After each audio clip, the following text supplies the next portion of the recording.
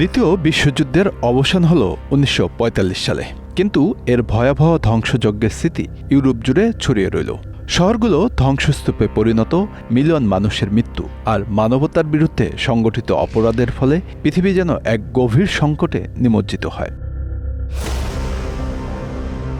বিশেষ করে ইহুদি জনগোষ্ঠীর উপর নাৎসি বাহিনীর নিধনযজ্ঞ ছিল ইতিহাসের অন্যতম নির্মম অধ্যায়। হলোকাস্ট নামক এই গণহত্যায় ৬০ লাখ ইহুদিসহ আরও অসংখ্য মানুষ প্রাণ হারিয়েছিল।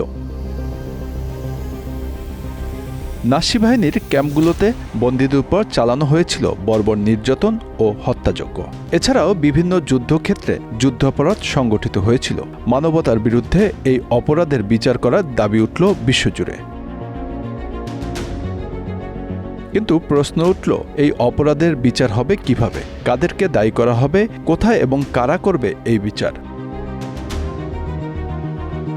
দ্বিতীয় বিশ্বযুদ্ধের অবসানে জোট বাহিনীর বিজয় সুনিশ্চিত হবার পর যুদ্ধাপরাধের বিচার নিয়ে ব্যাপক আলোচনা শুরু হয়। ১৯৪৫ সালের আগস্টে যুক্তরাষ্ট্র, যুক্তরাজ্য, সোভিয়েত ইউনিয়ন ও ফ্রান্সের নেতারা মিলে একটি ঐতিহাসিক সিদ্ধান্ত গ্রহণ করলেন। এই সিদ্ধান্ত অনুযায়ী জার্মানির নাৎসি নেতাদের বিচার করার জন্য একটি আন্তর্জাতিক সামরিক ট্রাইব্যুনাল গঠন করা হবে।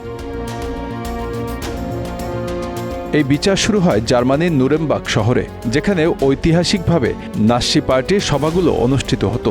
বিচার কার্যকে নুরেমবার্গ ট্রায়াল নামে অভিহিত করা হয়। নুরেমবার্গ ট্রায়াল ছিল প্রথমবারের মতো এমন একটি উদ্যোগ যেখানে মানবতার বিরুদ্ধে সংগঠিত অপরাধের বিচার করতে আন্তর্জাতিক আইন ব্যবহৃত হয়েছিল। জার্মানির উচ্চপদস্থ ২৪ জন নাৎসি নেতাকে বিচারের কাঠগড়ায় দাঁড় করানো হয়। তাদের বিরুদ্ধে ৪টি প্রধান অভিযোগ আনা হয়: যুদ্ধের ষড়যন্ত্র, আগ্রাসী যুদ্ধ, যুদ্ধাপরাধ এবং মানবতার বিরুদ্ধে অপরাধ। নুরেমবার্গ ট্রায়ালে আইনজীবী, বিচারক এবং সাক্ষীরা দীর্ঘ ১১ মাস ধরে এই বিচার কার্য পরিচালনা করেন। প্রতিটি অপরাধীর বিরুদ্ধে পুঙ্খানুপুঙ্খভাবে প্রমাণ উপস্থাপন করা হয়। তাদের অধিকাংশই তাদের অপরাধ স্বীকার করেনি এবং বিভিন্নভাবে নিজেদের নির্দোষ প্রমাণের চেষ্টা চালিয়েছিল।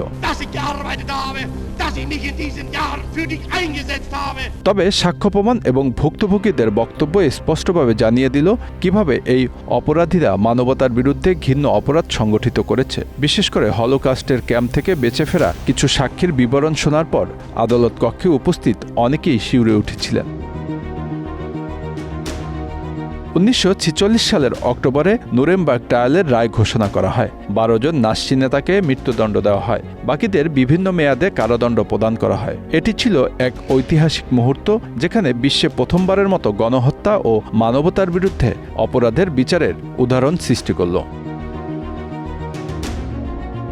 নুরেমবার্গ ট্রায়াল শুধু শাস্তির বিষয় ছিল না, বরং মানবতার জন্য একটি গুরুত্বপূর্ণ বার্তা প্রদান করেছিলেন। যুদ্ধ কিংবা রাষ্ট্রের আদেশ বলে কোনো অপরাধ ক্ষমাযোগ্য নয়। এই ট্রায়ালের মাধ্যমে আন্তর্জাতিক আইন এবং মানবাধিকারের ভিত্তি সুদৃঢ় হয়েছিল, যা আজও ন্যায় বিচারের মাপকাঠি হিসেবে বিবেচিত হয়। নুরেমবার্গ ট্রায়ালের প্রভাব বিশ্বব্যাপী ছড়িয়ে পড়ে। এর মাধ্যমে প্রতিষ্ঠিত হয়েছিল যে যুদ্ধাপরাধীদের কোনোভাবেই ছাড় দেওয়া যাবে না। এই বিচার প্রক্রিয়ার প্রভাব আজও বর্তমান, যেমনটি আমরা দেখতে পাই যুগোস্লাভিয়া ও রুয়ান্ডার যুদ্ধাপরাধের বিচারগুলোতে।